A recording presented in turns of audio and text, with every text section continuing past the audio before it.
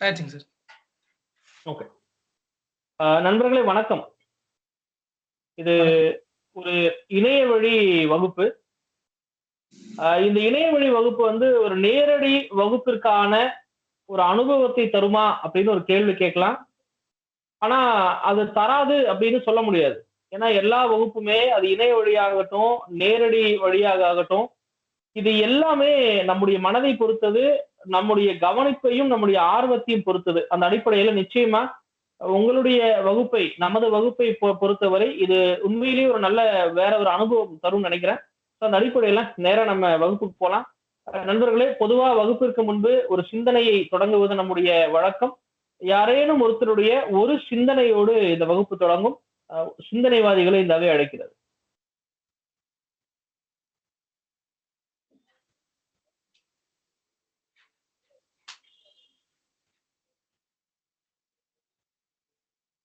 சிந்திப்பவர்களே, ஏதேனும் ஒரு சிந்தனையோடு.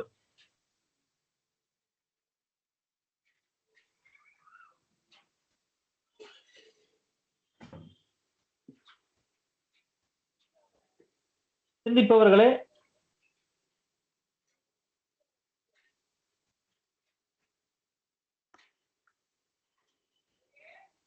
நீங்க வீடியோ ஆன் பண்ணுங்கிற அவசியம் கூட இல்லைங்க. சொல்லுப்பா. வணக்கம் நண்பர்களே. வணக்கம் சார். வணக்கம். இன்றைய வகுப்புக்கான ஒரு சிந்தனை, நம்ம நன்னூல்ல படிச்சிருப்போம் இடக்கர் அடக்கல்ங்கிறத பத்தி. உண்மையாலே வந்து தமிழ்ல இடக்கர் அடக்கல் அப்படிங்கிற விஷயம் என்னன்னா, நம்ம பொதுவா ஒரு இடத்துல பேசும்போது ஒரு மேடை நாகரிகத்தை பாத்துக்கணும், சில சொற்கள்லாம் அப்படிங்கிறதுக்காக சில சொற்களை நம்ம சொல்லாம தவிர்ப்போம். அதைத்தான் இடக்கர் அடக்கல் அப்படின்னு சொல்றாங்க. அதாவது இடக்கர்னா தேவையில்லாதவை, அந்த தேவையில்லாதவற்றை அடக்கிக் கொள்வதுதான் இடக்கர் அடக்கல். இதுக்கு உதாரணமா சொல்லணும்னா, மேடையில நம்ம பேசிட்டு இருக்கோம்னு வச்சுக்கோங்க, இல்ல 4 பேருக்கு நடுவுல நம்ம பேசிட்டு இருக்கும் போது ஒருத்தருக்கு ரொம்ப முடியல, நோய் வந்திருக்கு. அப்போ நம்ம அந்த 4 பேர்கிட்ட பேசும்போது அவருக்கு நோய் வந்திருக்கு அப்படின்னு நம்ம சொல்ல மாட்டோம். அதுக்கு பதிலா அவருக்கு உடல் நலம் சரியில்லைன்னு சொல்லுவோம். இப்படி தேவையில்லாதவற்றை அடக்கிக் கொள்வதற்கு பெயர் தான் இடக்கர் அடக்கல். நன்றிங்க சார். நன்றி பவதாரணி. நாளை இன்னொருவர் உங்களுடைய சிந்தனையோடு தயாரா இருங்க.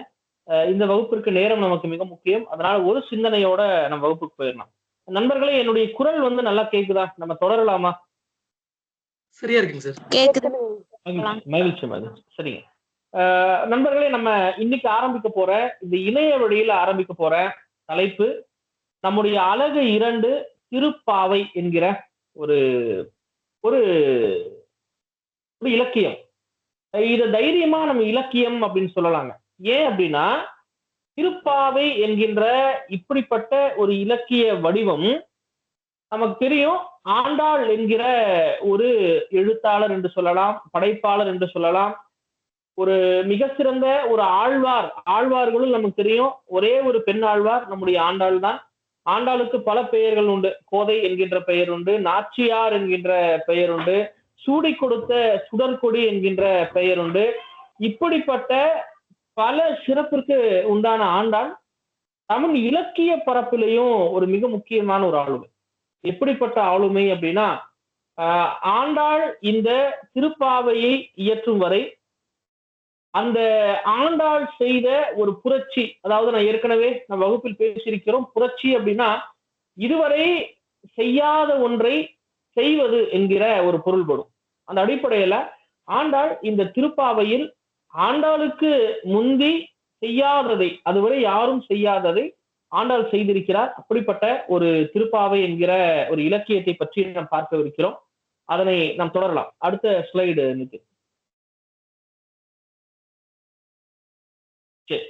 இந்த திருப்பாவை என்கிற இந்த பெயரை நீங்கள் பார்த்தால், திரு என்கிற ஒரு அடைமொழி நமக்கு தெரியும். திரு என்பதற்கு நம்ம தமிழ்ல மேன்மை என்கிற ஒரு பொருள் உண்டு. ஒருவரை அழைக்கும் போது திரு என்ற ஒரு அடைமொழியோடு அழைப்போம். திரு என்றால் மேன்மை. ஆக இந்த திருப்பாவை, இந்த பாவை என்கிற சொல்லினுடைய பொருள் என்ன அப்படின்னா, தமிழில் பாவை என்பதற்கு பொம்மை என்ற பொருள். ஆக இந்த திருப்பாவை என்பது மேன்மை நிறைந்த ஒரு பொம்மை என்கிற ஒரு பொருள் நேரடியா மொழிபெயர்த்தா. ஆனா இதற்குள் இருக்கின்ற ஒரு உட்பொருளை நாம் ஆராய்ந்தால், அதாவது இன்றைக்கு சொல்வார்கள், இந்த உலகத்தில் தோன்றிய எல்லா பொருளுமே அது புதிதாக தோன்றியது கிடையாது அப்படிம்பாங்க. அதாவது ஏற்கனவே இருந்த ஒன்றினுடைய ஒரு கருவிலிருந்து உருவானவை அப்படின்னு சொல்லுவாங்க. அந்த அடிப்படையில இந்த திருப்பாவையில் இருக்கின்ற இந்த பாவை என்கிற சொல் அதனுடைய ஒரு தொன்மையை ஒரு தொன்மத்தை ஆராய்ந்து போனால் அது பாவை நோன்பு என்கின்ற ஒரு குறிப்பு நமக்கு கிடைக்குது. அதாவது அது என்ன சார் பாவை நோன்பு அப்படின்னா, பெண்கள் சங்க காலத்திலிருந்து ஒரு வழக்கத்தை பின்பற்றாங்க. ஒரு வழக்கம் இருந்திருக்கின்றது. அதாவது ஆற்றங்கரையில இருக்கின்ற மணலால் ஒரு பொம்மை செய்து, அதாவது தான் வணங்குகின்ற கடவுளை ஒரு பொம்மை போல செய்து அதை வணங்குகின்ற ஒரு மரபு, வணங்குவதும் ஒரு மரபு. அந்த மரபு சங்க இலக்கிய காலத்திலேயே இருந்திருக்கின்றது. நான் இங்க இந்த ஸ்லைட்ல வந்து உங்களுக்கு ரெஃபரன்ஸ் கொடுத்திருக்கேன். நற்றிணையினுடைய 191வது பாட்டுல நேரிழை மகளிர் வார்மணல் இழைத்த என்கிற ஒரு குறிப்பும், அகநானூற்றினுடைய 330வது பாட்டுடைய 2வது வரியில வண்டல் பாவை வரிமணல் அயர்ந்தும் என்கின்ற வரியும் இதற்கு நமக்கு எவிடன்ஸா இருக்கு, இதற்கு சான்றுகளாக இருக்கின்றது. அதே போல பரிபாடல்லையும் வையை ஆறை பற்றி குறிப்பிடும் பொழுது இப்படிப்பட்ட ஒரு குறிப்பு உண்டு. ஆக இப்படிப்பட்ட ஒரு பாவை நோன்பு, ஒரு பொம்மை செய்து வணங்குவது இன்றைக்கு நமக்கு தெரியும். வழிபாட்டு முறையை வந்து 2 வகையான வழிபாட்டு முறையா சொல்லுவாங்க. அருவம் சார்ந்த வழிபாடு, உருவம் சார்ந்த வழிபாடு அப்படிம்பாங்க. தமிழ்ல கூட உங்களுக்கு தெரியும், சித்தார்த்த நடிச்ச அருவம் என்கிற ஒரு படம் வந்தது. அதாவது உருவமற்ற வழிபாட்டு நிலை, உருவ வழிபாட்டு நிலை. அதாவது வழிபாடு சார்ந்து ஆன்மீகம் சார்ந்து நம்முடைய சிந்தனையை ஒருமுகப்படுத்துவதற்காக தோன்றிய ஒரு வழிபாட்டு முறையை உருவ வழிபாட்டு முறை அப்படின்னு சொல்லலாம். இப்படிப்பட்ட தமிழர்களுடைய ஒரு ஆதி வழிபாட்டு முறையா இந்த பாவை நோன்பை நம்ம எடுத்துக்கொள்ளலாம். ஆக இந்த அடிப்படையில இந்த பாவை நோன்பு என்கிற இதனுடைய பாரம்பரியம் வந்து பாத்தீங்கன்னா சங்க காலத்திலிருந்து நமக்கு தொடர்கின்றது. இங்க நாம பார்க்கிற இந்த திருப்பாவை என்பது முழுக்க மார்கழி மாதங்களில் மேற்கொள்ளப்படுகின்ற இந்த பாவை நோன்பு. நோன்பு என்பதற்கு நமக்கு தெரியும், நோன்பு என்பதற்கு நம் விரதம் என்கிற பல பெயர்கள் உண்டு. நோன்பு என்பதற்கு என்ன சரியான விளக்கம் என்றால், மிக சுருக்கமான எளிமையான விளக்கம் என்றால் நம்முடைய புலன்களை அடக்குவது என்று பொருள். நோன்பு இருப்பது என்றாலே புலன்களை அடக்குவது. ஒவ்வொரு விதமான நோன்பு இருக்கு. உதாரணமா உண்ணா நோன்பு அப்படிம்பாங்க. உண்ணா நோன்பு உணவு உண்ணாமல் நம்முடைய புலன்களை கட்டுப்படுத்துகின்ற ஒரு முறைய நம்ம உண்ணா. அப்படிப்பட்ட ஒரு நோன்பு நிலைய இந்த இடத்துல இருக்கிற பாவை நோன்புங்கிறது எதை காட்டுது அப்படின்னா, ஒரு பாவை செய்து அந்த பாவையை வணங்குவது என்கிற அடிப்படையில இந்த பாவை நோன்பு என்பது நமக்கு இடம்பெறுது. ஆக இந்த இலக்கியத்தை புனைவதற்காக ஆண்டாள் ஒரு கருவாக ஒன்றை எடுத்திருக்கிறார். அதாவது சங்க காலத்திலிருந்து தொடர்ந்து இருக்கின்ற ஒரு மரபை எடுக்கிறார். அதே போல இந்த திருப்பாவை என்கின்ற இந்த இலக்கிய வடிவத்தை நாம் எப்படி எடுத்துக்கலாம் அப்படின்னா, குறிப்பா ஒரு 2 வடிவத்துக்குள்ள அடக்கலாம். ஒண்ணு, திருப்பாவை என்பது ஒரு ஆற்றுப்படை இலக்கியத்தை போல அப்படின்னு எடுக்கலாம். அது என்ன ஆற்றுப்படை இலக்கியம் என்றால் நமக்கு தெரியும், 10 பாட்டுல ஆற்றுப்படை நூல்கள் என்றே ஒரு வகையான நூல் இருக்கு. அதாவது ஆற்றுப்படை, இங்க ஆறு என்கின்ற அந்த சொல்லுக்கு, தமிழ் சொல்லுக்கு வழி என்று பொருள். நமக்கு தெரியும், ஒரு ஆறு ஓடுது அப்படின்னா 2 கரைக்குள்ளே ஒழுங்காக ஓடுகின்ற நீரோட்டத்தை நாம் ஆறு என்போம். அப்படி இந்த ஆற்று படை என்றால் படுத்துவது என்று பொருள், ஆற்றுப்படை என்றால் வழிப்படுத்துவது என்று பொருள். ஆக இந்த 30 பாடல்களிலேயும், திருப்பாவை மொத்தம் 30 பாட்டு, ஆண்டாள் தன்னோடு இருக்கின்ற தன்னுடைய வயதை ஒத்த ஆயர்பாடியில் இருக்கின்ற கோவலர் பெண்களை அவள் வழி நடத்துவதற்கான ஒரு சூழலை ஏற்படுத்துகிறார். ஆக இந்த அடிப்படையில இந்த திருப்பாவை என்பது ஒரு ஆற்றுப்படை நூல் என்றே, ஆற்றுப்படை வகை சார்ந்த இலக்கியம் என்றே நாம் எடுத்துக்கொள்ளலாம். ஆக இப்படிப்பட்ட இந்த ஆற்றுப்படை இலக்கியம், ஆற்றுப்படை சார்ந்த ஒரு இலக்கியமான திருப்பாவை நமக்கு தெரியும். மார்கழி மாதத்தினுடைய 30 நாட்கள் மிக முக்கியமான ஒரு மாதம். மார்கழி மாதத்திற்கு என்று நிறைய சிறப்புகள் உண்டு. உதாரணமாக கண்ணன் நமக்கு தெரியும், கண்ணன் சொல்கிறான், மாதங்களில் நான் மார்கழி என்பான். அதாவது மாதங்களில் நான் மார்கழி. ஆக நான் மார்கழி மாதமாக இருக்கிறேன் என்று சொல்லுகின்ற அளவிற்கு, கண்ணனே சொல்லுகின்ற அளவிற்கு சிறப்பு வாய்ந்த ஒரு மாதமாக மார்கழி இருக்கின்றது. அதுக்கு ஒரு புராண பின்புலம் சொல்லுவாங்க. என்ன புராண பின்புலம் சொல்லுவாங்கன்னா, சூரியனுடைய சுழற்சி. சூரியனுடைய சுழற்சி 6 மாதத்திற்கு ஒரு திசை நோக்கியும் இன்னொரு 6 மாதத்திற்கு இன்னொரு திசை நோக்கி இருக்கும்.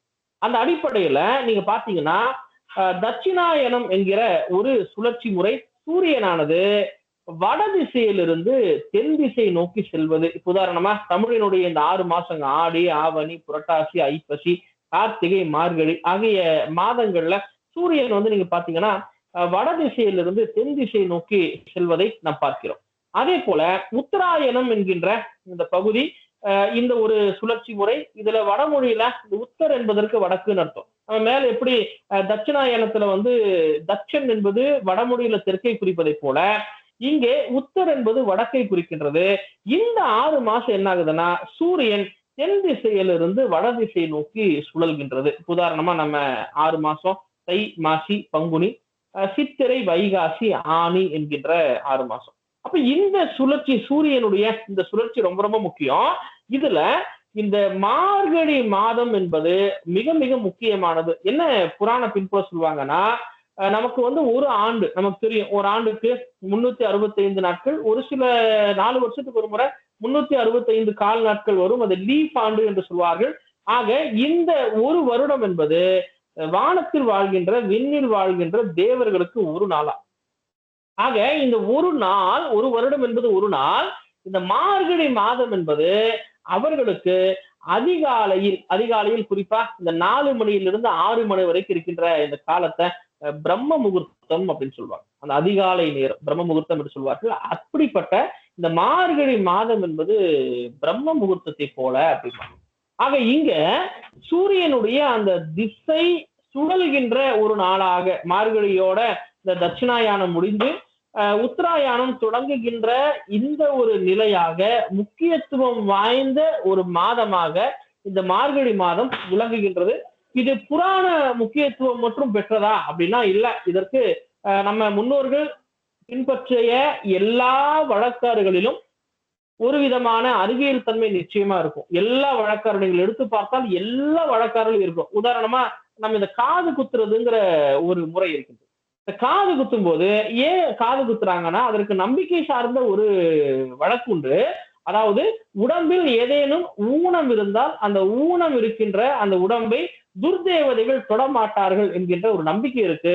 ஆனா அறிவியல் சார்ந்த நிலை பார்த்தால் மனிதனுடைய உடம்புல தோல்ல எங்கேயுமே துளைகள் இருக்காது. அப்படி துளைகளை ஏற்படுத்தும் போது அது உடம்புக்குள் இருக்கின்ற அந்த அழுத்தமாகட்டும், உடம்புக்குள் இருக்கின்ற இந்த தட்பவெப்ப நிலையாகட்டும், இதையெல்லாம் சரியாக வைத்துக் கொள்ளும் என்கிற ஒரு அடிப்படையில நம்ம காது குத்துறோம். இப்படி எல்லா வழக்காறுகளிலேயும் ஒரு அறிவியல் நிலை இருக்கு. அப்படிப்பட்ட ஒரு அறிவியல் நிலை இந்த மார்கழி மாதத்திற்கும் இருக்கின்றது.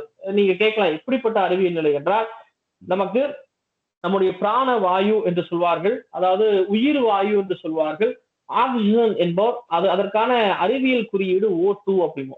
அதாவது நமக்கு நல்லாவே தெரியும், நம்ம உள்ள இழுக்கும் பொழுது இந்த பிராண வாயுவான O2 ஆக்சிஜனை இழுப்போம், வெளியே வரும்போது கார்பன் டை ஆக்சைடு CO2 வெளியிடுவோம். அந்த சுழற்சி நமக்கு தெரியும். உடம்புக்குள் இருக்கின்ற ரத்தத்தினுடைய அந்த அழுக்கினை, அந்த அசுத்தத்தை சுத்தப்படுத்துவதற்கான ஒரு சுழற்சியாக இது நமக்கு நடக்கும். அதாவது நமக்கு உள்ளே O2 போய் வெளியே CO2 வரும்.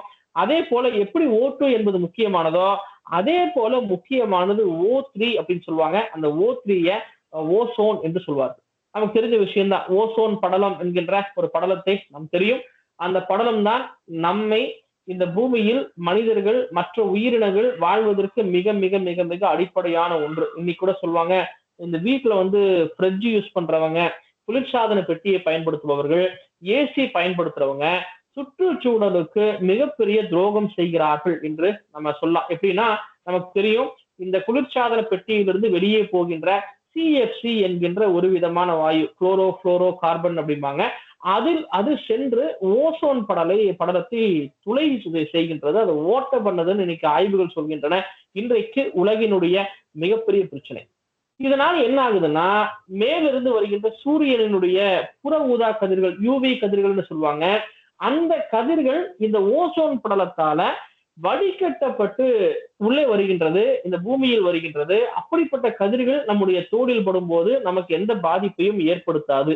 ஆனால் அப்படி இல்லாமல் நேரடியாக அந்த கதிர்கள் நம்முடைய தோள்களில் பட்டால் அதனுடைய விளைவு மிக மோசமான விளைவை ஏற்படுத்தும். புற்றுநோய் அளவிற்கு கூட அது கொண்டு போய்விடும். ஆக இப்படிப்பட்ட ஒரு உன்னதமான பணியை நம்முடைய ஓசோன் செய்கின்றது. அது மட்டும் இல்லாம இந்த ஓசோன் என்பது உடம்பிற்கு பல வகையில், அதாவது தோலில் இருக்கின்ற புண்ணை ஆற்றுவது, நம்முடைய உடலுக்குள் இருக்கின்ற மெட்டபாலிசம் என்று சொல்வார்கள், அதாவது வளர்ச்சிதை மாற்றம், அதை சரி செய்வது, சீர் செய்வது, இப்படிப்பட்ட பல நன்மைகளை உடம்புக்கு தருவது இந்த O3 என்கின்ற ஓசோன் நாம் சுவாசிக்கின்ற அளவிற்கு மிகவும் கீழே இருக்கின்ற ஒரு மாதமாக மார்கழி மாதம் இருக்கின்றது. அது மட்டும் இல்லாம மார்கழி மாதத்தினுடைய அந்த குளிர் சார்ந்த சீதோஷண நிலை, பொதுவாகவே நான் ஏற்கனவே சொன்னதை போல இந்த வளர்ச்சிதை மாற்றத்தை குறைக்கக்கூடிய இந்த குளிர் சார்ந்த சீதோஷண நிலை மார்கழி மாதத்துல மிக கடுமையாக இருக்கும். அப்படிப்பட்ட அந்த மாதத்தில் நம்முடைய உடம்பு ஒரு சோர்வின் விளிம்பில் இருக்கும், சோர்வு அதிகமா இருக்கும். ஆக இந்த சோர்வை போக்குவதற்கும் நம்முடைய உடம்பிற்கு ஒரு விதமான எதிர்ப்பு சக்தியை கூட்டுவதற்கும், அதாவது மார்கழி மாதத்துல அதிகாலையில் எழுந்து குளிர்ந்த நீரில் நீராடி இப்படி செய்யும் பொழுது நம்முடைய உடம்பில் இருக்கின்ற அந்த எதிர்ப்பு சக்தி கூடும். எப்படிப்பட்ட சூழலையும் தாங்குகின்ற ஒரு சூழலை உருவாக்கும். நமக்கெல்லாம் தெரியும், ஒரு மருத்துவம் சொல்வார்கள், ஒரு சித்தர் மருத்துவத்துல கூட இந்த குறிப்பு இருக்கு, தினமும் அதிகாலையில் வெறும் வயிற்றில் வேப்பம் கொழுந்தை நாம் உண்டு கொண்டு வந்தால் உடம்பிற்கு ஒரு மிகப்பெரிய எதிர்ப்பு சக்தி கிடைக்கும் என்ற ஒரு குறிப்பு இருக்கு. நமக்கு இன்னும் எளிமையா உங்களுக்கு சொல்லணும் அப்படின்னா, இந்த பாம்பு பிடாரர்கள், இந்த பாம்பை பிடிக்கின்ற அந்த பிடாரர்கள், அவர்கள் பாம்பினுடைய விஷத்தை சிறிது சிறிதாக தன்னுடைய உடம்பில் ஏற்றிக்கொள்வார்கள் அப்படின்னு சொல்லுவாங்க. ஏன் அப்படி கொஞ்சம் கொஞ்சமா ஏற்றுக்கொள்கிறார்கள் என்றால், அந்த பாம்பினுடைய விஷயத்தை ஏற்றி உடம்பிற்குள் ஏற்படுகின்ற அந்த எதிர்ப்பு சக்தி பாம்பு தீண்டினாலும் உடம்பில் விஷமேறாத ஒரு நிலையை உருவாக்கும். இன்றைக்கு இருக்கின்ற எல்லா தடுப்பூசிகளுக்கான அடிப்படையே இந்த மெத்தட் தான், இந்த ஃபார்முலா தான், இந்த முறையில் தான் தடுப்பூசிகள் தயாரிக்கப்படுகின்றன.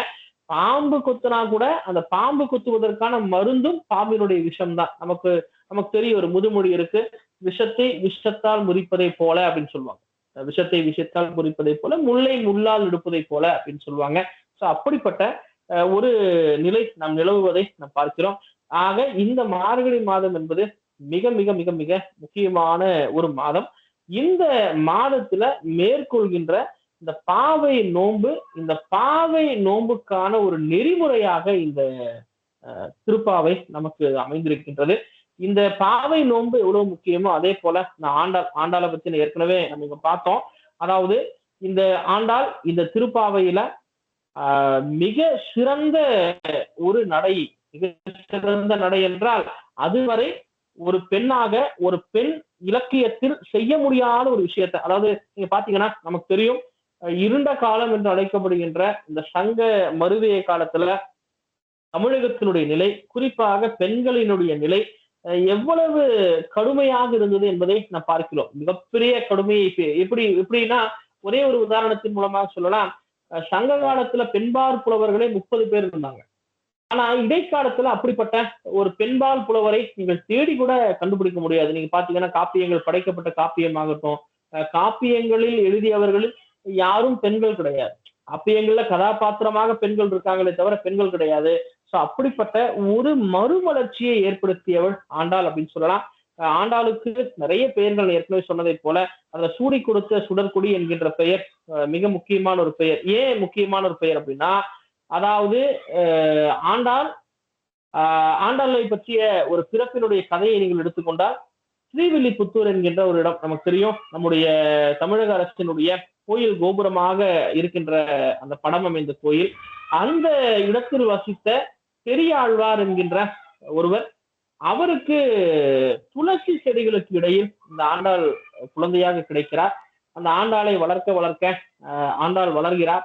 அப்பொழுது ஆண்டாளுக்கு இயல்பாகவே இறைவன் மீது, குறிப்பாக திருமாலின் மீது ஒரு அன்பு, அன்பு என்று சொல்வதை விட பேரன்பு அப்படின்னு சொல்லலாம். அப்படிப்பட்ட ஒரு அன்பு நிலை ஏற்பட அந்த இறைவனையே தன்னுடைய எல்லாமுமாக நினைத்து அவள் வாழ்கிறார். அப்படி வாழும்போது அவருக்கு சூட்டுகின்ற அந்த மாலையை கட்டுகின்ற அந்த பொறுப்பை, என்னுடைய அப்பாவினுடைய பொறுப்பு, அதை தான் ஏற்றுக்கொண்டு அதை செய்கிறார். அப்படி செய்யும் போது என்ன ஆகுதுன்னா, தினமும் தன்னுடைய தந்தைக்கு தெரியாமல் அதை அவள் சூடி மகிழ்கிறாள் என்றால், இந்த மாலையை சூடி இறைவனுக்கு அருகில் தான் நின்றால் தான் எப்படி இருப்பேன் என்கிற ஒரு எதிர்பார்ப்பு, ஒரு ஆசையில் சூடி மகிழ்கிறார். இப்படிப்பட்ட அந்த நிலையை ஒரு முறை பெரியாழ்வார் பார்க்க, பெரியாழ்வார் அதை அதட்டி வேறு ஒரு மாலையை எடுத்து செல்ல, அந்த மாலை இறைவனுக்கு தூதாக அமையாமல், இறைவனே தன்னுடைய கனவில் வந்து எனக்கு ஆண்டாள் சூடிய மாலைதான் வேண்டும் என்று சொல்ல, அதற்கு பிறகு அவள் சூடிய மாலையை கொடுத்தாள். அதனால் ஆண்டாளுக்கு சூடி கொடுத்த சுடற்குடி என்கின்ற பெயர் இருப்பதை நாம் பார்க்கிறோம். இப்படி ஆண்டாளுக்கு பல பெயர். மிக மிக சிறப்பான ஒரு இலக்கியத்தை நமக்கு படைத்திருக்கிறார். இந்த இலக்கியம் படைப்பு ரீதியிலையும் பார்க்கக்கூடிய மிக முக்கியமான ஒரு இலக்கியம். நம்ம இதற்கு முன்பு சைவத்துல பார்த்தோம், நிறைய விஷயங்களை பார்த்தோம். அதே போல அந்த ஆண்டாளுடைய இந்த திருப்பாவையும் இலக்கிய நோக்குல, படைப்பு நோக்குல மிக மிக முக்கியமான நூல். நமக்கு வைணவத்துல சொல்லுவாங்க, வைணவத்துல மிக முக்கியமான ஒரு ஆழ்வார் பெரியாழ்வார். பெரியாழ்வாரை விட சிறந்தவளாக இந்த ஆண்டாள் கருதப்படுகிறாள். எப்படி இந்த கருதுபாடு எப்படி இருக்குன்னா, ஆண்டாளுடைய நோக்கமாகட்டும், இரண்டாவது ஆண்டாள் படைத்த இலக்கியமாகட்டும், மிக முக்கியமான 2 இலக்கிய நூல்களை படைத்தவளாக ஆண்டாள் இருக்கிறார். ஒன்று திருப்பாவை, இன்னொன்று நாச்சியார் திருமொழி என்கின்ற ஒரு நூல். 143 பாடல்களை கொண்ட நூல். திருப்பாவை 30 பாடல்களை கொண்ட நூல். ஏற்கனவே சொன்னதை போல மார்கழி மாதத்தினுடைய ஒவ்வொரு நாளிலும் பாடக்கூடிய ஒரு பதிகத்தை கொண்ட, ஒரு பதிகம் என்பது ஒரு பாடலை கொண்ட நூலாக இது இருக்கின்றது. இதுல ஒரு சிறப்பு என்ன அப்படின்னா, ஆண்டாளை தவிர்த்து மற்றவர்கள் எல்லாமே ஒரு நாயகன் பாவம் என்று சொல்வார்கள். அதாவது தன்னை நாயகியாகவும் இறைவனை நாயகனாகவும் கொண்டு பாடுகின்ற ஒரு போக்கு இருந்தது. அப்படி இல்லாம முழுக்க ஒரு பெண்ணே நின்று, ஒரு பெண்ணாக ஆண்டாள் தன்னை நாயகியாக கொண்டு இறைவனை நாயகனாக கொண்டு பாடுகின்ற இந்த போக்கு இருக்குல்ல, இது ஒரு இயற்கையான ஒரு போக்கு. அதாவது தன்னை நாயகியாக பாவித்து பாடுவதற்கும் இயற்கையாகவே பாடுவதற்கும் நிறைய வேறுபாடுகள் உண்டு. அப்படிப்பட்ட ஒரு இயற்கை சார்ந்த, ஒரு உணர்வு சார்ந்த, ஒரு நெறிமை சார்ந்த ஒரு இலக்கியமா இந்த திருப்பாவை இருக்கின்றது. இந்த திருப்பாவை பற்றிய இந்த சிறு அறிமுகத்தோட நம்ம நேரா திருப்பாவைக்கு போலாம். முதல் பாட்டுக்கு போலாம். நித்தின், எனக்கு ஸ்கிரீன் தெரியல, பிபிடி தெரியல, மற்றவங்களுக்கு தெரியுதா? தெரியல. நித்தின் அதை பிபிடி மட்டும் போடுங்க, நான் பாட்டுக்கு போறேன்.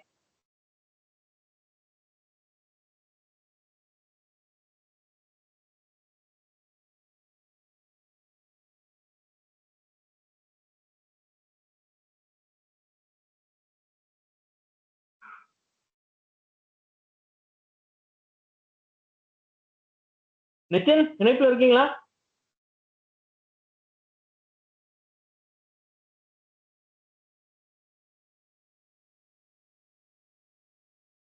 நித்தின்,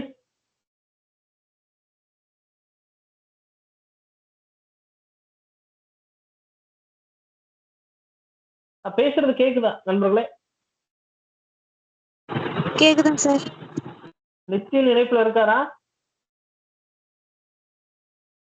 சார் கேக்குதுங்க சார். இப்போ நித்தின் கேக்குது, எனக்கு ஸ்கிரீன் தெரியல, பிபிடி தெரியல, பிரசன்டேஷன். ஒரு நிமிஷம் சார்.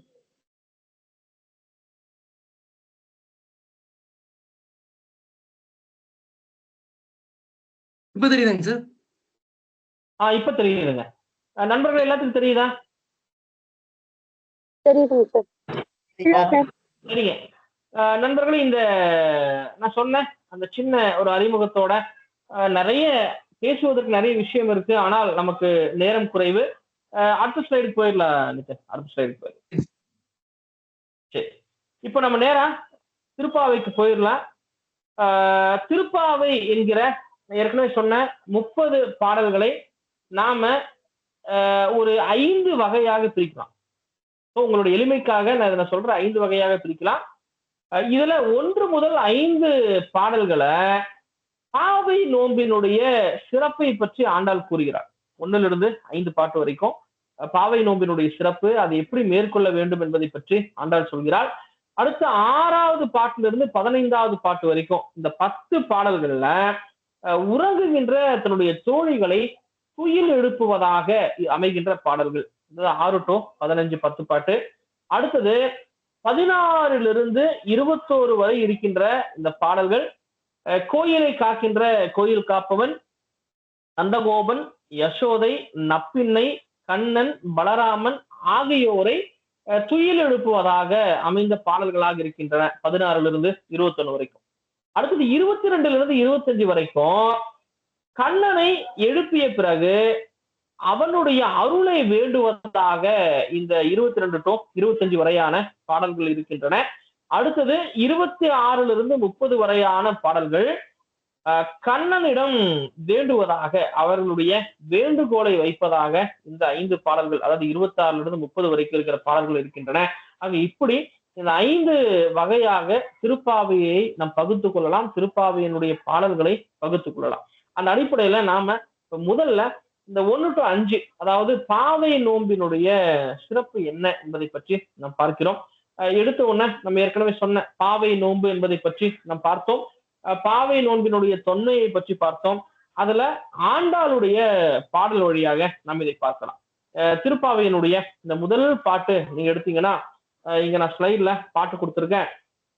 மார்கழி திங்கள் மதி நிறைந்த நன்னாளால் நீராட போதுமினோ நேரிடையீர் சீர்மல்கும் ஆய்ப்பாடி செல்வ சிறுமீர்கள் கூர்வேல் கொடுந்தொழிலன் நந்தகோபன் குமரன் ஏறார்ந்த கன்னி யசோதை இளம் சிங்கம் கார்மேனி செங்கன் கதிர்மதியம் போல் முகத்தான் நாராயணனே நமக்கே பறை தருவான் பாரோர் புகழ படிந்து ஏலோர் எம்பாவாய். அதாவது படிந்தேலோர் அப்படின்னும் சேர்த்து சொல்லுவாங்க. படிந்தேலோர் எம்பாவாய் என்று இந்த முதல் பாட்டுல ஆண்டாள் சொல்கிறாள். ஏற்கனவே நம்ம பார்த்தோம், சைவத்துல பார்த்தோம், ஒரு முதல் பாடல் என்பது மிக மிக மிக முக்கியம். ஏன் முக்கியம் அப்படின்னா, ஒரு இலக்கியத்தில் நாம் எதை சொல்ல போகிறோம் என்பதற்கான ஒரு சிறு குறிப்பையும் பிறகு சொல்ல போவதன் மீதான ஒரு ஆர்வத்தையும் ஒரு ஈர்ப்பையும் ஏற்படுத்துவதில் இந்த முதல் பாடலுக்கு மிகப்பெரிய பங்குண்டு. ஆக இந்த பாவை நோன்பு பற்றிய இந்த முதல் பாட்டுல ஆண்டாளுடைய முதல் வரி மார்கழி திங்கள் மதி நிறைந்த நன்னாளால் என்று ஒரு முதல் வரிய படிக்கிறார். முதல் வரிய அவங்க பாடுறாங்க. இதுல நமக்கு தெரியும், இதுல எடுத்த உடனே மார்கழி திங்கள், மார்கழி என்பது மார்கழி மாதம், திங்கள் என்பது நமக்கு தெரியும். திங்கள் என்பது வானத்தில் இருக்கின்ற முழு மதி, அதை மதி என்று சொல்லலாம், மதி என்று சொல்லலாம், திங்கள் என்று சொல்லலாம்.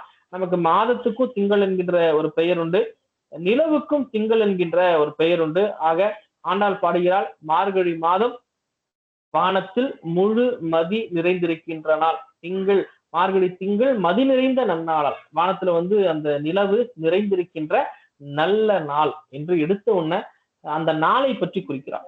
இதுல நீங்க பாத்தீங்கன்னா, மார்கழி மாதம் மிக சிறப்பான மாதம் நம்ம பார்த்தோம். ஏன் சிறப்பான மாதம், எந்த அளவிற்கு சிறப்பான மாதம் என்று.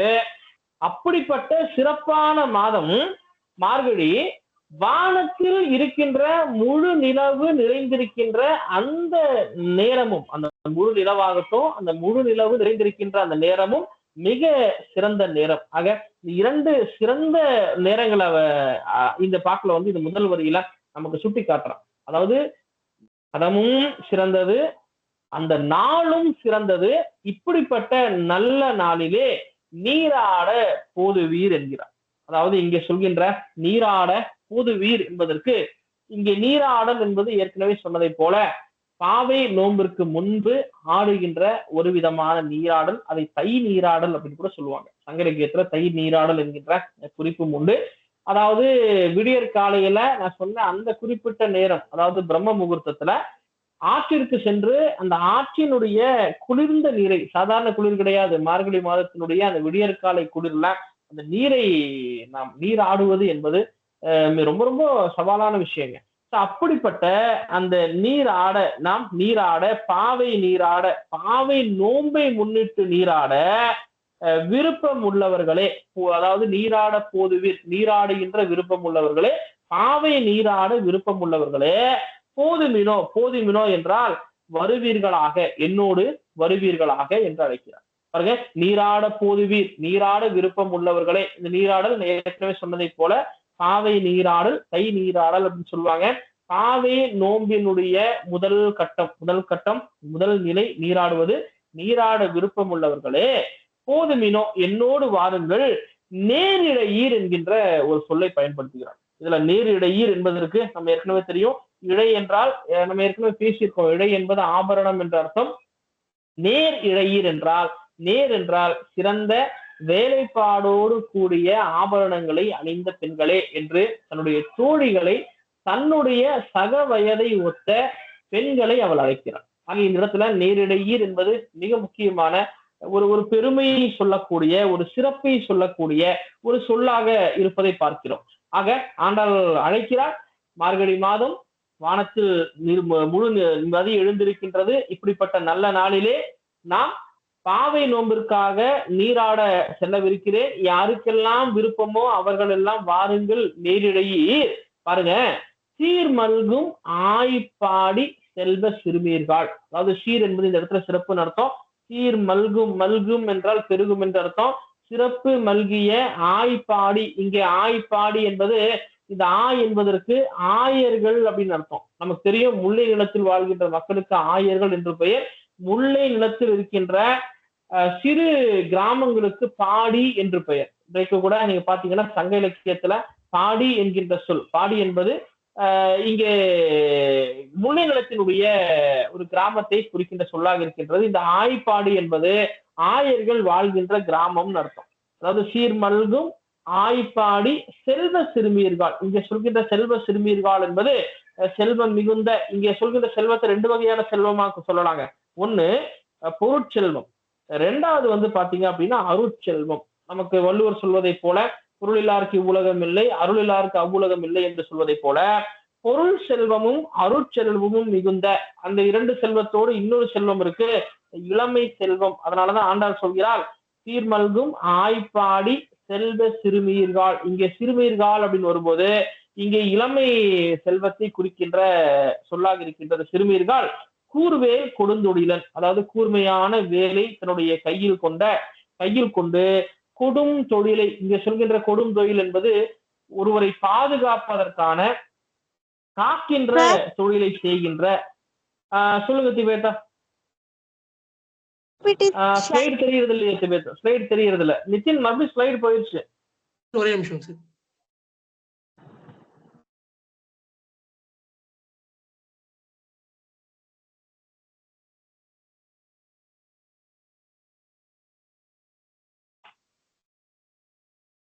இப்ப தெரியுதா? இல்ல தெரியல.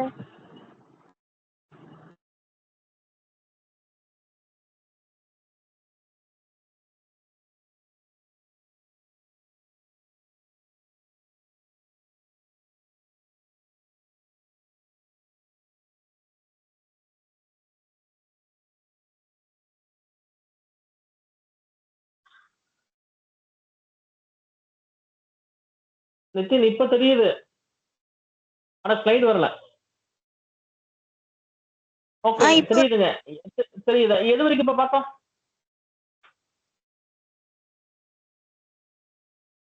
சார் பொருட்செல்வம் அருட்செல்வம்.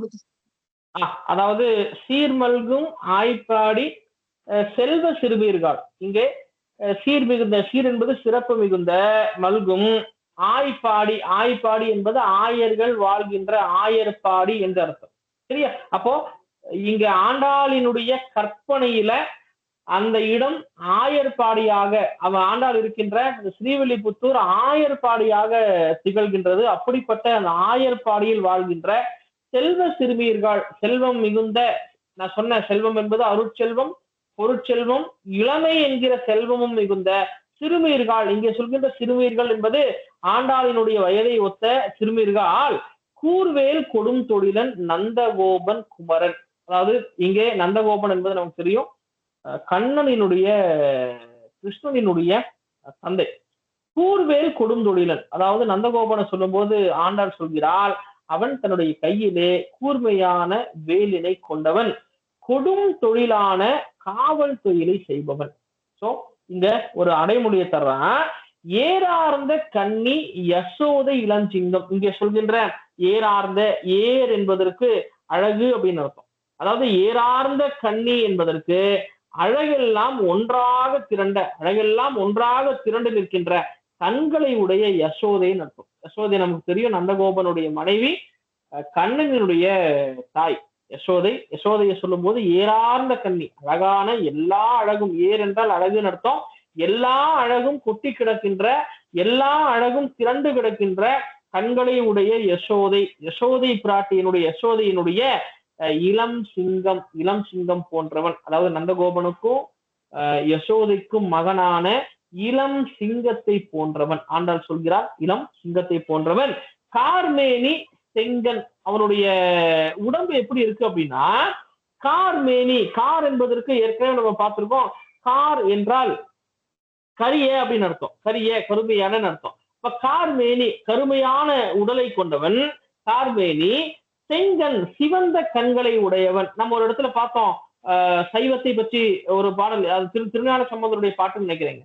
அந்த இடத்துல இருக்கின்ற செங்கன் மாலும் என்கின்ற வரியில பார்த்தோம், திருமாலுடைய கண்கள் சிவந்த கண்களாக இருக்கின்றது. அதுக்கு நம்ம பார்த்தோம். ஏன் அப்படின்னா அவன் செய்கின்ற காத்தல் தொழில், யார் காத்தல் தொழிலை செய்யும் போது உறங்க முடியாது, ஆக அந்த நிலையில கண்கள் சிவந்திருக்கும், அதனுடைய குறியீடாக கொள்ளலாம் அப்படின்னு எடுத்துக்கலாம். அப்ப இந்த இடத்துல கருமையான உடல் மேனியையும் சிவந்த கண்களையும் உடைய கதிர் மதியம் போல் முகத்தான். இங்க சொல்ற இந்த கதிர் மதியம் என்பதற்கு என்ன அர்த்தம்னா, இங்கே சொல்லுகின்ற கதிர் என்பது சூரியன் அர்த்தம், மதியம் என்பது குளிர்ச்சியின் அர்த்தம், சந்திரன் என்று அர்த்தம். அப்ப இதுல அவர் சொல்றாரு, ஆண்டாள் சொல்கிறார், கதிர் மதியம் அதாவது வெளிச்சத்தில் பிரகாசத்தில் சூரியனையும், மதியம், மதியம் என்பது குளிர்ச்சியில சந்திரனையும் நிகர்த்த முகத்தை உடையவன். என்னுடைய முகத்துல ரெண்டு விஷயம் இருக்கு, இரண்டு தன்மைகள் இருக்கின்றது.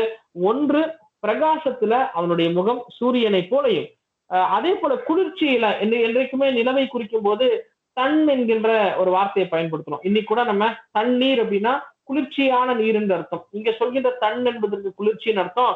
குளிர்ச்சியில நிலவையும் ஒத்த முகத்துல இரண்டு தன்மைகளும் இருக்கின்றது, சூரியனுடைய தன்மையும் இருக்கு, நிலவினுடைய தன்மையும் இருக்கின்றது.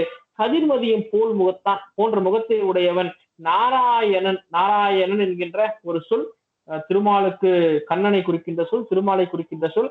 அந்த நாராயணன் நமக்கே பறை தருவான். இங்க சொல்ற இந்த பறை என்பதற்கு இரண்டு வகையான பொருள் சொல்லப்படுகின்றது. ஒன்று, பாவை நோம்பிற்கு பறை என்கின்ற ஒரு சிறு பொருள் தேவையா. பறைன்னு நமக்கு தெரியும், நம்ம அடிக்கின்ற ஒரு சிறிய பறை என்றும் எடுத்துக்கொள்ளலாம். இரண்டாவது, பறை என்பது இந்த இடத்தில் அருள் என்றும் சொல்வார்கள். பெரும்பான்மையான ஆய்வாளர்கள் பறை என்பது அருள் என்று சொல்வார்கள். இந்த பாவை நோன்பை மேற்கொள்வதற்கான அருளை தருவான், அந்த பாவை நோம்பிற்கு தேவையான பறையை தருவான். பாரோர் புகழ படிந்தேலோர் என்பாவாய். அதாவது பாரோர், பார் என்பது உலகம், இந்த உலகத்தில் இருப்பவர்கள் எல்லாம் நம்மை புகழும்படி நாம் இந்த படிந்தேலோர் என்பாவாய். இங்கே படிந்தேலோர் என்பது இந்த நோன்பை நாம் மேற்கொள்வோமாக என்று ஆண்டாள் சொல்கிறார். இங்க கடைசியா சொல்ற இந்த படிந்தேலோர் எம்பாவா என்பதை நம்ம எப்படி சொல்லலாம் அப்படின்னா, அது ஒரு எண்ண ஊட்டம் அப்படின்னு சொல்லுவாங்க. அதாவது தாட் ப்ரொவோக்கிங் அப்படிம்பாங்க ஆங்கிலத்துல. அதாவது என்ன சார் எண்ண ஊட்டம் என்றால், ஒரு எண்ணத்தை ஊட்டுவதாக இருக்கின்ற ஒரு நிலையை இந்த பாடல் குறிக்கின்றது. ஆக இந்த பாட்டுல ஆண்டாள் முதல் பாட்டுல சொல்றா, மார்கழி மாதம் வானத்தில் முழுமதி எழுந்திருக்கின்றது, இது ஒரு நல்ல நாள், இந்த நல்ல நாளில பாவை நோன்பை மேற்கொள்வோம். அந்த பாவை நோம்பிற்கான முதல் ப்ராசஸ், முதல் நிலை என்பது நீராடல். இந்த பாவை நோம்பிற்கான பாவை நீராட விருப்பம் உள்ளவர்களே என்னோடு வாருங்கள். நேரிடையில், அதாவது ஆராய்ந்த செய்த கலைத்தன்மை மிகுந்த ஆபரணங்களை அணிந்த சீர் பொருந்திய சிறப்பு பொருந்திய ஆயர்பாடியில் வாழ்கின்ற செல்வ சிறுமியர்கள், அதாவது அருட்செல்வமும் பொருட்செல்வமும் இளமை செல்வமும் மிகுந்த சிறுமியர்களே, கூர்வேல் கையில கூர்மையான வேலை கொண்டு காவல் தொழிலை புரிகின்ற நந்தகோபனுக்கும் எல்லா அழகும் ஒன்றாக திரண்ட கண்களை உடைய யசோதையினுடைய மகனான இளம் சிங்கம் போன்றவன், கருமையான நிறத்தை கொண்ட மேனியை உடையவன், சிவந்த கண்களை உடையவன், பிரகாசத்தில் சூரியனையும் குளிர்ச்சியில் நிலவையும் இரண்டு தன்மைகளையும் கொண்ட முகத்தை உடையவன் நாராயணன் என்பவன். அவனே நமக்கு இந்த பாவை நோம்பிற்கு உரிய இந்த பறையை தருவான். பறை என்பது இந்த இடத்துல கருவி என்றும் எடுத்துக்கொள்ளலாம். இரண்டாவது, பறை என்பது இந்த இடத்திலே அதற்கான அருள் என்றும் எடுத்துக்கொள்ளலாம். அதற்கான கைங்கரியம் என்றும் எடுத்துக்கொள்ளலாம். அதை தருவான். இந்த உலகத்தில் இருப்பவர்கள் எல்லாமே நம்மை புகழ நாம் இந்த நோன்பை மேற்கொள்வாமாக, என்னோடு வருவீர்களாக என்று ஆண்டாள் சொல்கிறார். சரி, இதுல நம்ம ஏற்கனவே பார்த்துட்டோம், இதனுடைய விளக்கத்தை பார்த்து விட்டோம். பொதுவா திருப்பாவையினுடைய பாடலின் ஒவ்வொரு சொற்களும் மிகவும் ஆராய்ந்த சொற்கள். நம்ம இன்னைக்குமே நாம் சொல்வதை போலதான் ஒரு இலக்கியத்தில் இருக்கின்ற படைப்பாக்க நுட்பத்தை நாம் பார்ப்பது மிக மிக அவசியம். நீங்க இதுல பார்க்கலாம், ஆண்டாள் தொடங்கும் போதே மார்கழி மாதமும் சிறப்பான மாதம், அந்த மார்கழி மாதத்தில் நிலவு முழுமதி நிறைந்திருக்கின்ற அந்த நிலையும் சிறப்பான ஒரு மாதம். இந்த நேரத்துல அவள் கையாளுகின்ற இந்த வார்த்தை இருக்கின்றது அல்லவா, நீங்கள் இங்க ஒரே ஒரு வார்த்தை உதாரணமா நான் சொல்றேன், இந்த நாராயணன் என்கின்ற ஒரு சொல். அப்ப நீங்க கேட்கலாம், அதாவது யசோதைக்கும் நந்தகோபனுக்கும், அது மட்டும் இல்லாம நந்தகோபனை சொல்லும் போது கூர்வேல் கொடுந்தொழிலன் என்று சொல்கிறாள். அப்ப இங்க நமக்கு ஒரு பெரிய சந்தேகம் வருது. என்ன சந்தேகம் வருது அப்படின்னா, ஆயர்கள் வந்து பொதுவாக ஆடு மாடுகளை மேய்ப்பவர்கள். அந்த ஆயர்களுடைய கையில் இருக்கின்ற இந்த கைக்கோள் என்பது ஆனிரைகளை மேய்ப்பதற்கான கைக்கோள். இங்க நந்தகோபனை சொல்லும் போது கூர்வேல் கொடுந்தொழிலன் என்கிற ஒரு சொல்லாட்சியை பயன்படுத்துகிறாளே என்று நாம் எடுத்துக்கொள்ளலாம். அப்ப இந்த இடத்துல இந்த ஒரு சந்தேகத்தை நம்ம எப்படி நிவர்த்தி பண்ணலாம்னா, அவன் ஒரு ஆயர்குடியில் பிறந்திருந்தாலும் அவனும் அந்த ஆயர்குடியினுடைய தலைவன். ஒரு தலைவன் தன்னுடைய குலத்தை காக்க, தன்னுடைய குடிகளை காக்க அவன் கையில் கூர்வேலை வைத்திருக்கிறான் என்றும் கூட நம்ம எடுத்துக்கொள்ளலாம். அது மட்டும் இல்லாம இங்கே கண்ணனோடு பொருத்தி பார்த்தால், கிருஷ்ணனோடு பொருத்தி பார்த்தால் நமக்கு தெரியும், கிருஷ்ணன் என்பவன் நமக்கு வசுதேவருக்கும் தேவகிக்கும் பிறந்த மகன் என்பது நமக்கு தெரியும். கர்ணன், அதாவது நம்முடைய கம்சனுடைய தங்கையான அந்த தேவகிக்கு நடந்த கொடுமைகளை பற்றி நமக்கு தெரியும். 8வது குழந்தையாக தேவகிக்கு பிறக்கின்ற அந்த குழந்தையால தனக்கு ஆபத்து என்பதை கேள்விப்பட்ட அந்த கம்சன் தன்னுடைய தங்கைக்கு பிறக்கின்ற எல்லா குழந்தைகளையும் சுவற்றில வந்து அறைந்து கொள்கிறார். அப்படி அங்கு பிறந்த ஒரு குழந்தையை கொண்டு வந்து வசுதேவர் தன்னுடைய நண்பனான நந்தகோபனுக்கும் யசோதையிடம் விட அவர்களால் வளர்க்கப்பட்ட குழந்தை என்று தெரியும். அந்த குழந்தை உயிரோடு இருக்கிறான் என்பதை கேள்விப்பட்டவுடன் இந்த கம்சன் தொடர்ந்து அந்த குழந்தைக்கு பல இன்னல்களை தருகிறான், பல பூதங்களை அனுப்புகிறான். நமக்கு தெரியும், ஒரு பூதம் நிறைய பூதங்களை அனுப்புகிறான், நிறைய அரக்கர்களை அனுப்புகிறான். அப்படி அனுப்புகின்ற அந்த அரக்கர்களை எல்லாம் அந்த அரக்கர்களிடமிருந்து தன்னுடைய பிள்ளையை காப்பதற்காக கையில் கூர்வேல் கொண்டவன் என்று கூட நாம் பொருள் எடுக்க வாய்ப்புண்டு. அப்ப இங்க இன்னொரு சந்தேகம் வரும். என்ன சந்தேகம் வரும்னா, கையில் கூர்வேலோடு இருக்கிறார், ஏன் கிருஷ்ணரே ஒரு இறைவன் அல்லவா, இறைவனால அவரை எளிமையை காப்பாத்திக்கலாம். அப்படி இருக்கும்போது அப்படிப்பட்ட ஒரு தந்தை தேவையா? கையில் இந்த வேலோடு இருந்து ஒரு தந்தை தன்னை பாதுகாக்க வேண்டுமா, அந்த அவசியம் வேண்டுமா என்றால், இந்த இடத்துல கிருஷ்ணர் பிறந்த இந்த அவதாரத்தினுடைய அடிப்படையில அந்த அன்பையும் கிருஷ்ணர் ஏற்றுக்கொள்கிறார். அந்த இடத்துல அப்படிதாங்க ஏற்றுக்கணும். சோ இப்படி ஒரு ஏற்றுக்கொண்ட தந்தையினுடைய அந்த அன்பை ஏற்றுக்கொண்ட ஒரு தந்தை என்பவர் தன்னுடைய பிள்ளையை பாதுகாக்க கையில் கூர்வேலை கொண்ட என்கின்ற நிலையில இதை நாம் பொருந்துவதை நாம் பார்க்கிறோம். அதே போல நீங்க பாத்தீங்கன்னா, இந்த நாராயணன் என்கின்ற ஒரு சொல், அப்ப நான் ஏற்கனவே ஒரு கேள்வி கேட்டேன், ஏன் சார் இங்க நேரா கிருஷ்ணன் என்று சொல்லிவிடலாமே, ஏன் நாராயணன் என்கின்ற சொல்லை இந்த ஆண்டாள் பயன்படுத்துகிறாள் என்றால், இந்த இடத்தில்தான் ஆண்டாள் ஒரு மிக சிறந்த ஒரு படைப்பாளியாக இருக்கிறார். என்ன படைப்பாளியாக இருக்கிறார் என்றால், இந்த நாராயணன் என்கின்ற இந்த சொல்லினுடைய பொருளை நாம் ஆய்ந்தால் இதற்கு வந்து ஒரு 3 வகையான விளக்கம் கிடைக்குது.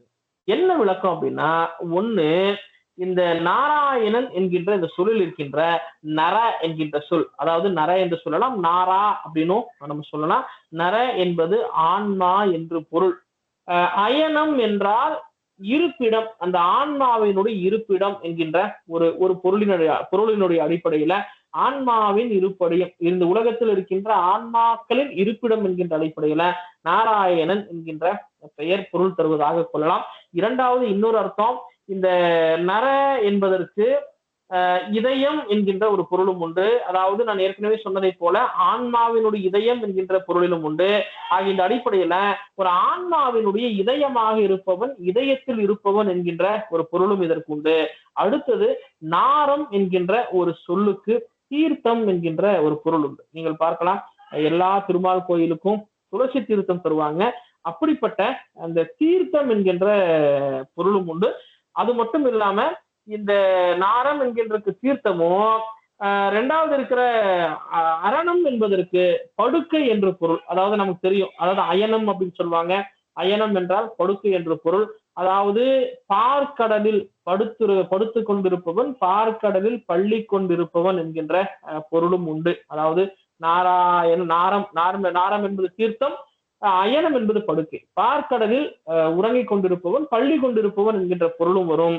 ஆக இந்த நாராயணன் என்கின்ற சொல்லை இங்கே ஆண்டாள் ஏன் இந்த சொல்ல பயன்படுத்தியிருக்கானா, இந்த பாவை நோம்பினுடைய மிக அடிப்படையான ஒரு விஷயம் என்னன்னா, இந்த பாவை நோம்பை மேற்கொண்டால் அந்த மேற்கொள்கின்ற இடத்தில் பொய்க்காமல் மழை பெய்யும். அந்த மழை பெய்யும் என்பது ஒரு நம்பிக்கை. இரண்டாவது, இந்த பாவை நோம்பை மேற்கொள்கின்ற பெண்களுக்கு திருமாலை போல, கிருஷ்ணனை போல, கண்ணனை போல ஒரு நல்ல கணவன் கிடைப்பான் என்கின்ற நம்பிக்கை இருக்கு. இந்த ரெண்டு கூறோடுவோம் நீங்க பார்க்கலாம். அதாவது ஆன்மாவிற்கு இடமாக இருப்பவன், இதயத்தில் வசிப்பவன் என்கின்ற நாராயணனுடைய பொருளும், இரண்டாவது நாரம் தீர்த்தத்தில் பார்க்கடலில் பள்ளி கொண்டிருக்கிறான் என்கின்ற இந்த பொருளும் சரியாக பொருந்துவதை பார்க்கலாம். மழை பெய்விப்பதற்காகவும் ஒரு நல்ல கணவனை அடைவதற்காகவும் மேற்கொள்கின்ற நோன்பு என்கின்ற அடிப்படையில இந்த நாராயணன் என்கின்ற சொல் மிக சரியாக பொருந்துவதை பார்க்கிறோம், மிக சரியாக. அப்ப இந்த இடத்துல இந்த ஒரு இடத்தில் ஆண்டாள் மிக சிறந்த ஒரு படைப்பாளி என்பதை நிரூபிக்கிறார். நான் ஏற்கனவே சொன்ன, நாம் ஒரு இலக்கியத்தை படைக்கும் போது எந்த நோக்கத்திற்காக படைக்கிறோம் என்பதை நம்ம ஏற்கனவே சொல்லணும். நான் சிலப்பதிகாரத்தை ஒரு முறை உங்களுக்கு நான் சொல்லியிருப்பேன்னு நினைக்கிறேன். சிலப்பதிகாரத்திலே தொடக்கத்திலேயே கோவலன் கண்ணை இருவரை வாழ்த்தும் போதே அங்கே வாழ்த்திலேயே சிலப்பதிகாரத்துல கதையில என்ன சொல்ல போறாருங்கிறத இளங்கோவடிகள் சொல்லிடுறாரு. அதாவது நீங்க பாத்தீங்கன்னா, கவவுக்கை நெகிழாமல் காதலர் பிரியாமல் தீதருக என்கின்ற ஒரு வாழ்த்து மொழியிலேயே இளங்கோவடிகள் சொல்கிறார். இந்த கவவுக்கை நெகிழாமல் அவர்கள் கோர்த்திருக்கின்ற அவர்களுடைய கைகள் நெகிழப் போகின்றன, காதலர்கள் பிரியாமல் அந்த காதலர்கள் பிரிய போகிறார்கள் என்பதை ஏற்கனவே சொல்வதை போல இங்கே இந்த நோம்பினுடைய நோக்கம் என்ன என்பதை நமக்கு சொல்லுகின்ற ஒரு சொல்லாக, ஒரு சொல்லாட்சியாக நாராயணன் என்கின்ற ஒரு சொல்லும். இரண்டாவது, நாராயணனே நமக்கே பறை தருவான். இங்கே சொல்லுகின்ற நாராயணனே என்பதில் இருக்கின்ற ஏகாரமோ, நமக்கே என்பதில் இருக்கின்ற ஏகாரமோ உரிமையினுடைய சொற்கள். இந்த நாராயணன் நமக்கே இந்த பறையை தருவான். நான் சொன்ன பறை என்பதற்கு இரண்டு பொருள் உண்டு. ஒருவேளை இந்த பறை என்பது பாவை நோம்பிற்கான ஒரு உபகரணம், ஒரு கருவி என்று எடுத்துக்கொள்கின்ற ஒரு வாய்ப்பும் இருக்கின்றது. அப்படி இருக்கும் பொழுது அந்த கருவி என்பது எப்படிப்பட்டது, அந்த பறையை ஒலித்து கொண்டு இந்த செய்தியை சொல்கின்ற ஒரு கருவியா? இரண்டாவது, இல்லை, இந்த பறை என்பது நமக்கு வருகின்ற அருள் என்பதை எடுத்துக்கொண்டாலும் அதற்கும் பொருந்துகின்ற ஒரு சொல்தான். ஆக இந்த நாராயணனே நமக்கே பறை தருவான். ஆக இந்த பாவை நோம்பிற்கு அடிப்படையாக நாம் எழுந்து பாவை நீராடி நாராயணனை வணங்குவோம். இந்த வணங்குவதன் மூலமாக இந்த பாரோர் புகழும்படியாக நமக்கு இந்த அருளை, பாவை நோன்பை இந்த நாராயணன் நிறைத்து தருவான் என்கின்ற பொருள் தரக்கூடிய ஒரு பாடலாக இந்த முதல் பாடல் விளங்குகின்றது. நான் சொன்னதை போல இந்த பாடலுக்குள் இருக்கின்ற ஒவ்வொரு சொற்களும் ஒவ்வொரு பொருளும் மிக விளக்கம் நிறைந்தவையாகவும் ஆழ்ந்தவையாகவும் இருப்பதை பார்ப்போம். உதாரணமாக இந்த ஆழ்வார் என்கின்ற ஒரு சொல், நான் சொன்னேன் 12 ஆழ்வார்களுள் ஆண்டாள் ஒரே ஒரு பெண் ஆழ்வார்.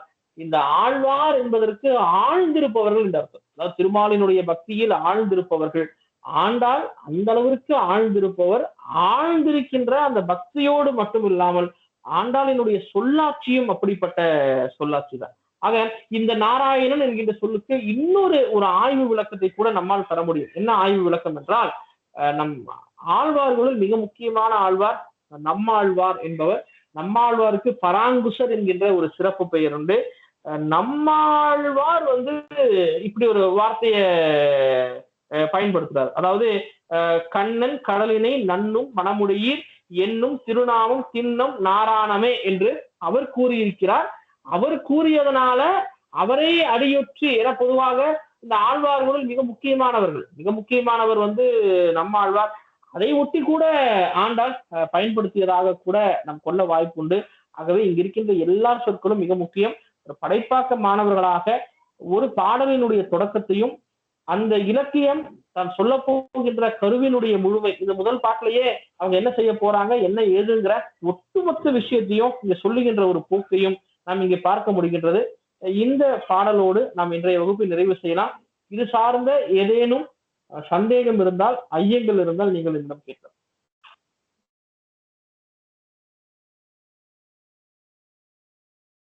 ஏதேனும்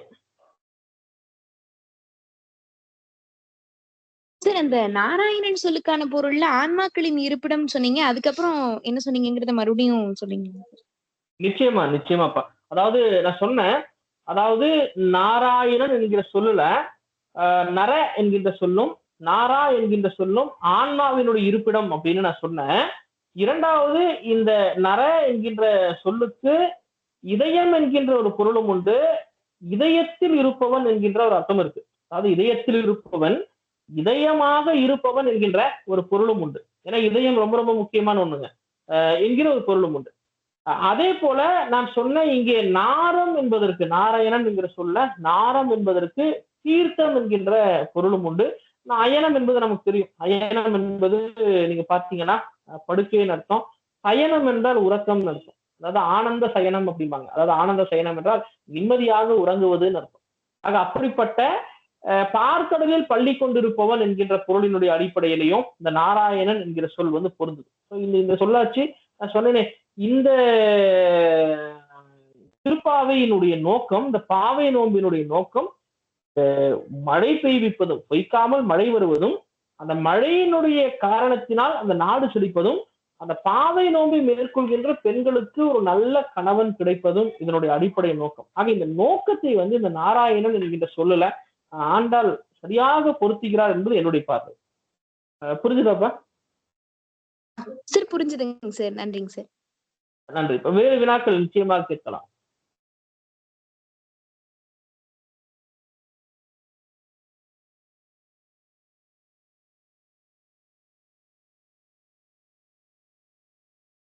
வேறு வினாக்கள்?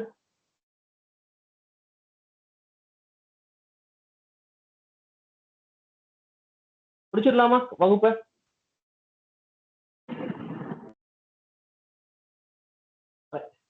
நண்பர்களே நன்றி. இந்த அனுபவம் எப்படி இருக்கும்னு தெரியல, ஆனா நம்மால் முயன்ற அளவிற்கு நாம் இதை கொண்டு செல்வோம். உங்களுக்கு பயனுடையதாக இருந்திருக்கும்னு நினைக்கிறேன். நண்பர்களே, பயனுடையதா இருந்ததா? உங்களுக்கு விளங்குதா? நடத்துறது விளங்குதா? இருந்துச்சுங்க சார், பயனுடையதா இருந்துச்சுங்க சார். உங்களுக்கு விளங்குது இல்லைங்க? இந்த ஆன்லைன் மூலமா நடத்துறது விளங்குது இல்ல? Yes sir. சரிப்பா, மகிழ்ச்சி. நம்ம இதை தொடர்வோம். நாளை தொடர்வோம், கண்டினியூ பண்ணலாம். நாளை இதே நேரத்தில் மீண்டும் சந்திப்போம். அனைவருக்கும் நன்றி. நித்தினுக்கு வந்து நன்றி, என்ன ரெக்கார்ட் பண்றதுக்கும் ஷேர் பண்றதுக்கும் நன்றி. மிக்க நன்றி. நாளை இதே நேரத்தில் நம்ம சந்திப்போம். சரியா? நன்றி ஐயா. நன்றிப்பா. நன்றி ஐயா. நன்றிங்க.